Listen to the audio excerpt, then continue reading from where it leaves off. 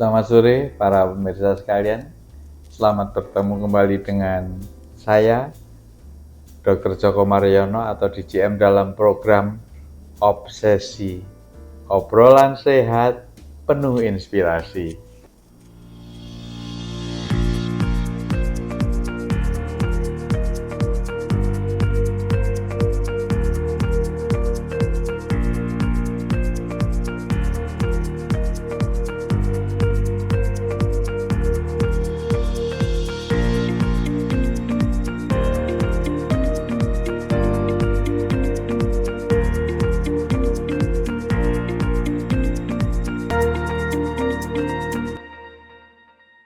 Hari ini akan kita bawakan, kan sebentar lagi ini puasa ya, yaitu bagaimana penderita diabetes berpuasa. Apa boleh atau tidak dan bagaimana caranya. Seperti kita ketahui, diabetes di Indonesia itu luar biasa banyaknya. Itu sama dengan di Asia Pasifik. Dari tahun 2000 ke 2010 itu ada kenaikan kasus 57%. Catatan terakhir ini sudah mencapai kenaikan 63%. Luar biasa banyaknya. Ini oleh karena apa? Di Indonesia mengalami dua tsunami, yaitu satu, hidup modernisasi, jadi modernization. Yang kedua, westernization. Modernisasi atau modernization life itu menyebabkan orang tidak aktif lagi. Kemana-mana naik mobil, kemana-mana ya menjadi tidak aktif. Dan lebih dari 10 jam rata-rata kita ini bekerja dalam keadaan duduk. Kadang-kadang lebih dari 10 jam, 20 jam dalam keadaan duduk, dalam sedentary living. Itu ya. Kemudian terjadi westernisasi, yaitu makannya ke barat-baratan, yaitu di mana lebih banyak makan olahan, makanan yang sudah jadi fast food, yang sudah matang, sudah diolah dan makanan yang diolah berulang itu meninggikan gula darah. Jelas, misalnya karbohidrat itu paling bagus yang sederhana, artinya kalau dari beras ya jadi nasi.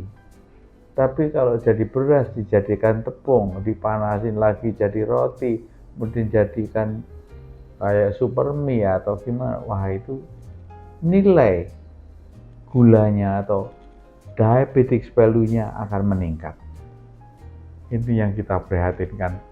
Dan Dr. Ekowati telah melakukan penelitian mengenai orang-orang yang suka soft drink. Soft drink 2 botol sehari dalam 2 tahun akan meningkatkan diabetes, menjadikan diabetes 2-3 kali lipat. Jadi inilah menjadi polemik di antara kita, yaitu penggunaan soft drink. Yang kedua yaitu banyak orang gemuk sekarang. Banyak orang gemuk. Pada pria lingkar pinggangnya sudah lebih dari 90 cm, pada wanita 80 cm. Apa yang terjadi pada kedua orang ini? Yaitu adanya visceral fat yang tebal. Visceral fat ini yang menyebabkan namanya insulin resistant. Dan insulin resistant ini yang menyebabkan diabetes. banyak ya ininya. Dan apa yang diketahui tentang diabetes? Banyak orang yang tidak tahu apakah dia diabetes atau enggak, tapi seperti ciri khusus polipagi banyak makan, polidipsi banyak minum, poliuri banyak kencing, itu hampir-hampir sudah jarang diketemukan. Tapi yang diketemukan adalah gula puasa yang lebih dari 120 mg/% atau gula darah sewaktu lebih dari 200 mg/% itu jelas diabetes. Itu pada waktu medical check up atau periksa kesehatan.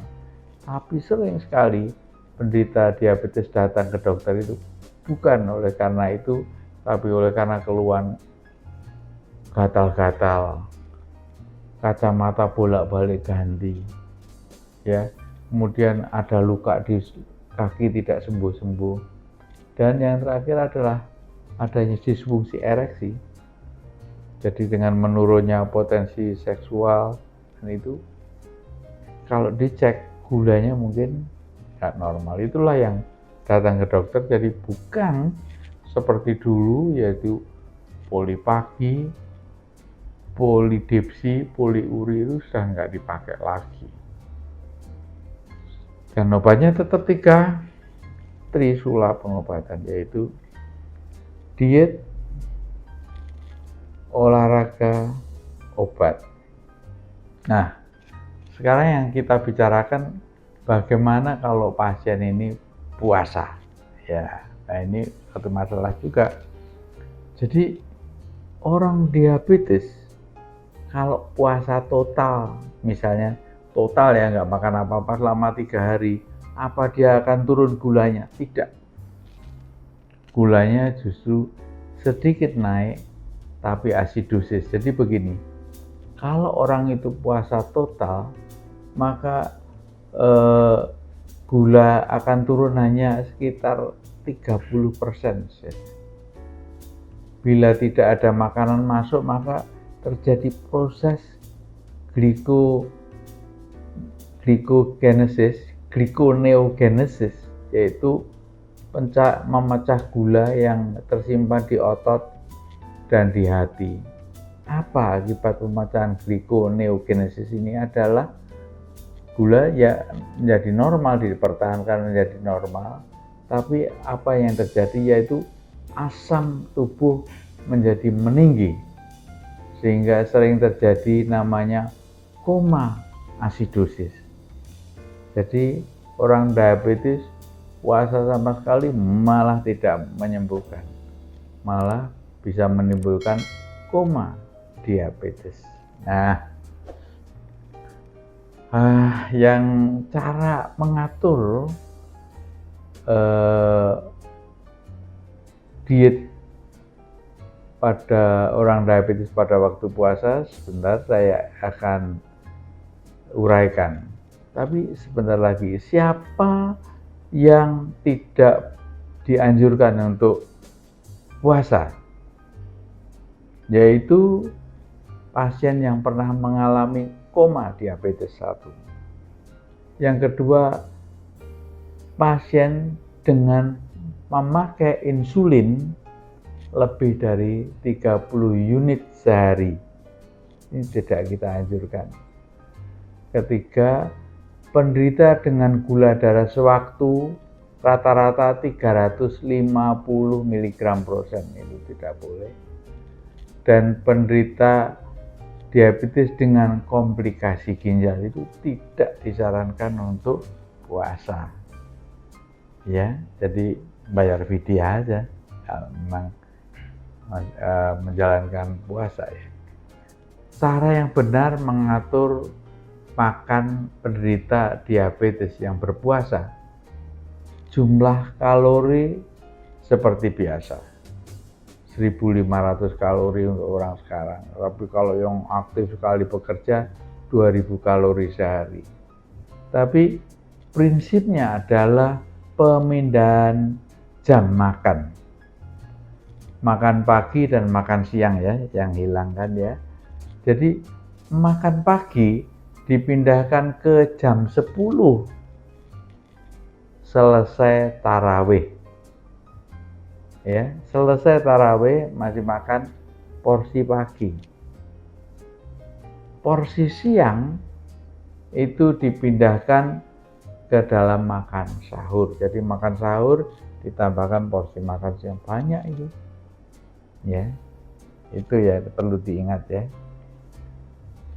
Kemudian cara minum obat yang benar pada penderita diabetes. Obat anti diabetes tidak boleh diminum pada waktu sahur. Jadi obat pertama diminum pada waktu buka puasa. Obat kedua diminum ba'da tarawih jam 10 jam 11 gitu. Lalu waktu sahur itu hanya vitamin-vitamin saja. Ingat ya, jadi pada waktu buka puasa obat yang pertama. Ba'da tarawih obat yang kedua jam 10 jam 11 belum tidur. Sahur hanya makan vitamin saja. Nah, itu kan ya. Baiklah para pemirsa sekalian, itu yang perlu saya sampaikan. Selamat berpuasa Ramadan. Terima kasih.